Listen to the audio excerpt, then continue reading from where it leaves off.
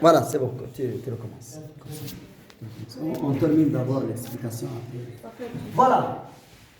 Vous voyez, donc circonstanciel de but. L'idée de cause exprime toujours un verbe à l'indicatif, suivi d'un verbe à l'indicatif. Quand j'ai dit je mange, parce que j'ai faim c'est une réalité, donc il y a l'indicatif. Hein? Mais quand j'ai dit je veux que je réussisse, il n'est pas encore réalisé. Vous voyez, c'est un but. C'est un but. Voilà. Donc, les conséquences et des causes qui, toutes les deux, constatent remarquer, hein, énoncent un fait réel. Le fait, quoi c'est le fait? Le fait? Quoi? Oui? Le fait. Le fait. C'est quoi une action? Un fait réel, oui? Rien ne va perdre. Voilà. On passe. Maintenant, nous avons la subordonnée circonstancielle de but permet d'exprimer un objectif. L'objectif, c'est le but. Elle permet d'exprimer un objectif. Elle est toujours suivie du subjonctif. Ça c'est subordonnée de but. Subordonnée de but est toujours suivie de quoi? De subjonctif. Regardez ici l'exemple. Pour que ce soit le verbe être à l'indicatif, on dit il est. Mais au subjonctif, on dit soit. Pourquoi ici soit? Parce que ici nous avons une conjonction de but. Pour que ce soit. Voilà. Exemple. J'ai fermé les volets. Les petites fenêtres. J'ai fermé les volets pour qu'il ne fasse. Le verbe faire au subjonctif. À l'indicatif, on dit fait. Au subjonctif, on dit fasse. Parce que le verbe fasse, c'est un fait qui n'est pas réel. Incertain. Introduit par quoi? Par la conjonction pour que. Voyez? Pour que ne fasse pas trop chaud dans l'appartement. Voilà. La proposition subordonnée conjonctive, circonstancielle de but, est introduite. Introduite par quoi? Introduite, ça veut dire elle commence par. Introduite par, elle commence par. Elle commence toujours par quoi? Par, pour que, afin que, de peur que, de crainte que. Vous voyez? Tout ça exprime l'idée de but. Voilà. Pour que. Il aide, exemple, elle s'adresse à un ami pour qu'il aide. Elle s'adresse à un ami, elle adresse la parole à un ami pour qu'il l'aide. Regardez, pour qu'il l'aide ici, c'est le but, c'est la fin, l'objectif. Pour qu'il l'aide à trouver du travail. Elle lui rappelle sa promesse de peur qu'il ne l'oublie pas. Maintenant, je vais vous donner des exemples, quelques exemples, car il faut un peu de clarté. Maintenant, je vous donne un exemple. Quand je dis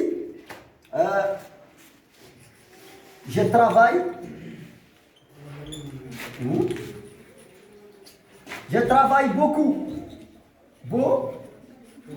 Ici, c'est l'action travailler.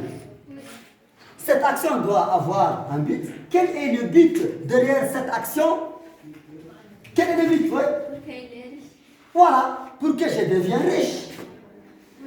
Pour que je devienne riche.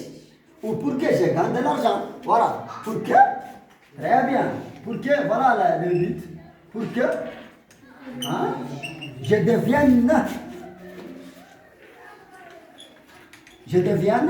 verbe devenir, plus riche. Quand je dis Fatma fait le gavage, quel est le but derrière le gavage? Qu'est-ce que le gavage? C'est de manger. Manger beaucoup. Quel est le but?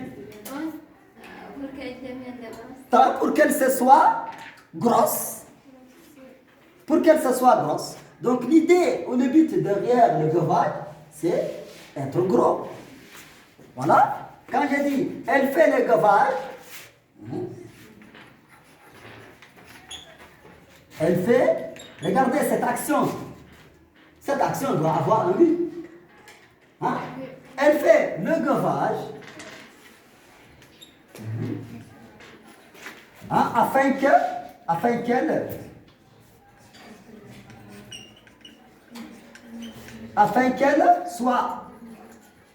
qu'elle soit grosse.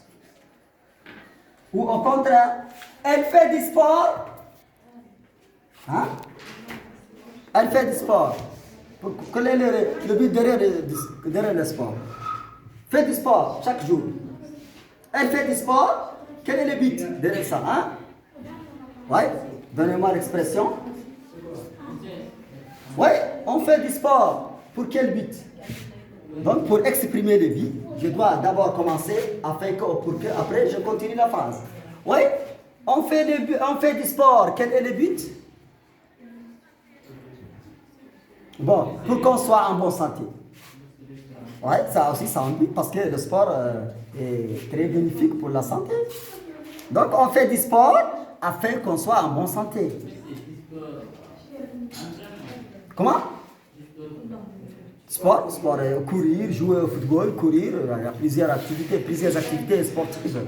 Ou bien je prends un autre exemple plus facile. Quand je dis, l'élève révise ses leçons, quel est le but derrière ça? Le bon élève révise ses leçons régulièrement, chaque jour. Quel est le but? Le bon élève révise ses cahiers. Hein? Pour qu'il réussisse. Pour qu'il réussisse. Hein? Pour qu'il réussisse. Ou bien quand je dis le garçon se lave chaque jour, quel est le but? Se laver chaque jour. Quel est le but derrière ça? Pour qu'il soit propre. Propre. Vous voyez? Ou bien papa fait du commerce. Quel est le but? Pour qu'il soit riche. Oui, pour qu'il soit riche. Hein? Ou bien, quand je dis papa papa va au marché, quel est le but? Pour qu'il achète des habits. Hein? Ou quand je dis papa va au marché de bétail.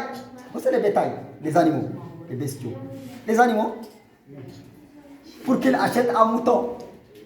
Ou bien quand je dis papa amène un mouton avec lui. Quel est le but derrière ça? Voilà. Pour qu'il égorge quoi. Pour qu'il égorge. C'est ça le but. Il amène deux moutons avec moi. Ça veut dire qu'on va manger de la viande. C'est ça le but. Hein? Voilà. Donc, vous voyez, maintenant ça devient, c'est l'idée du but. Maintenant, je vous donne un autre exemple avec de peur que. De peur que ça explique toujours un but, mais un but de façon négative. Quand je dis, je marche doucement sur le mur, de peur que je ne tombe. De peur que je ne tombe, je marche doucement. Hein? Ou bien tu coupes les viandes, comment découper la viande avec le couteau, doucement. Quel est le but? De peur que tu ne te fasses blessé. Oui. Donc, de peur que, de crainte. La peur, ici, en arabe, il y a... Quelle est la peur en arabe? Ça veut dire quoi? De peur que. Donc, nous avons pour que, et nous avons de peur que, de crainte que. Pour que, afin que, en arabe, il y a un autre mot qui signifie min ajli. Très bien. De peur que, de crainte que. Khashiyat. Vous voyez? Donc, si on veut utiliser le mot de peur que, souvent, il est suivi d'une négation. Ne. Ouais? Ne. Voilà. Moi, je vais à l'école très vite. De peur que je ne sois en retard. Hein? Je vais à l'école à 8 heures, très tôt. De peur que je ne sois en retard. Ou bien je prends un taxi de crainte que je ne sois en retard. Vous voyez? Donc c'est ça l'idée du but. Donc c'est ces exemples-là, ça rend plus clair hein, la subordonnée du but. Ok, merci de votre attention.